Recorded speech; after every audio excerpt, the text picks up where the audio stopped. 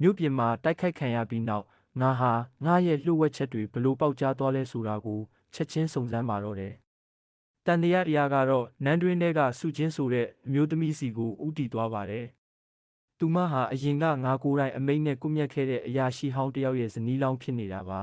။အာဃာတတွေနဲ့ပြည့်နေတဲ့သူမဟာငါ့ကိုလှုပ်ကြံဖို့ရန်သူတွေနဲ့ပူးပေါင်းခဲ့တာပေါ့။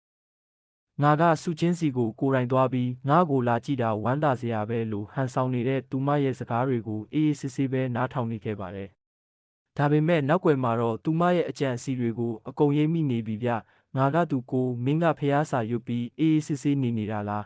။ဒါမှမဟုတ်ငါ့ကိုတတ်ဖို့အကွက်ချနေတာလား။စုချင်းကလည်းမလျှော့ပဲရှင်ကကျမရဲ့မိသားစုကိုဖျက်ဆီးခဲ့တာ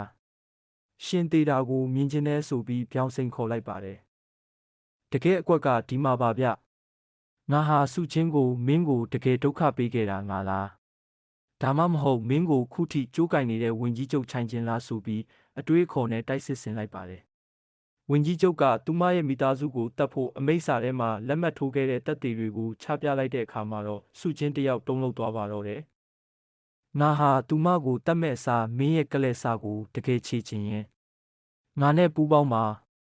ငါကမင်းကိုအတုံးချခဲ့တဲ့သူတွေကိုဖော်ထုတ်ပေးမယ်လို့ကမ်းလှမ်းလိုက်ပါတယ်။စုချင်းဟာလည်းသူမကိုလှည့်စားခဲ့တဲ့ဝင်ကြီးချုပ်ကိုပြန်လဲတုံ့ပြန်ဖို့အတွက်ငါဘက်ကိုကူးပြောင်းလာပါတော့တယ်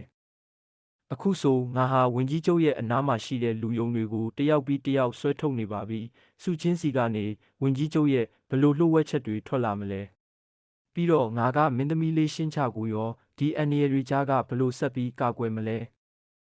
ငါရဲ့နန်းတော်ထဲမှာငါခွင့်ပြုချက်မရှိဘဲတောင်းကျမ်းနေတဲ့သူတွေကိုအခုပဲအဆုံးသတ်ပေးမယ်။ငါဟာစုချင်းစီကနေအရေးကြီးတဲ့သတင်းအချက်လက်တွေကိုရယူလိုက်ပါတယ်။သူမကိုမင်းကကလဲ့စားချေချင်တာလား။ဒါဆိုရင်ဝင်ကြီးချုပ်ရဲ့အတုံးချခံမဖြစ်စေနဲ့လို့သတိပေးပြီးနောက်သူမစီကနေအရင်ကအရာရှိဟောင်းတွေအကွပ်မျက်ခံခဲ့ရတဲ့အမှုတွဲတွေကိုရှာဖွေဖို့ကြိုးစားပါတော့တယ်။ငါဟာမင်းသမီးလေးရှင်းချနဲ့အတူမှုခင်းတွေကိုစစ်ဆေးတဲ့အခါမှာတော့တကယ်လျှို့ဝှက်ချက်ကြီးကိုတွေးလိုက်ရပါတယ်။အဲ့ဒါကတော့အရင်မှုတွဲတွေဟာအကုန်လုံးအတူတွေဖြစ်နေတာပါပဲ။ဒီအချိန်မှာငါဟာရှေးခေတ်ရဲ့ထောက်လန်းရေးအဖွဲ့လူမျိုး6ဌာနကိုတီထောင်ဖို့စိတ်ကူးလိုက်ပါတယ်။မင်းသမီးလေးကိုလည်းမင်းကဒီဌာနရဲ့အကြီးအကဲဖြစ်ရမယ်။ငါအမိန့်ကိုပဲနားထောင်ရမယ်လို့တာဝန်ပေးလိုက်တာဟာငါရဲ့အာဏာကိုခိုင်မာအောင်လုပ်လိုက်တဲ့အကွက်ပဲဗျ။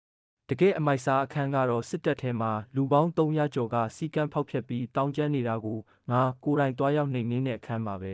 ။ဝင်ကြီးချုပ်ရဲ့လူယုံတွေကငါတို့ကမင်းမျိုးမင်းတွေပဲအရှင်မင်းကြီးမှာတပ်ပိုင်ခွင့်မရှိဘူးလို့အကြက်ကင်လာပါတယ်။ဒါပေမဲ့ငါကတော့တစ်ချက်မဆိုင်ပဲငါကဧကရစ်ပဲ။ငါရဲ့စစ်စည်းကမ်းကိုဖောက်ဖျက်တဲ့သူကဘသူပဲဖြစ်ဖြစ်တေးတံပဲ။ဒီစီရင်ချက်ကြောင့်ဝင်ကြီးချုပ်ချိုင်ချင်းတယောက်ဒေါသထွက်ပြီးမျက်နှာပြတ်သွားရပါတယ်။ငါကတော့ဝင်ကြီးချုပ်နဲ့မျက်နှာချင်းဆိုင်စိန်ခေါ်လိုက်တယ်လို့ပါပဲ။ငါတို့မျက်နှာဖုံးတွေခွာပြီးကစားရမယ့်အချိန်ရောက်ပြီ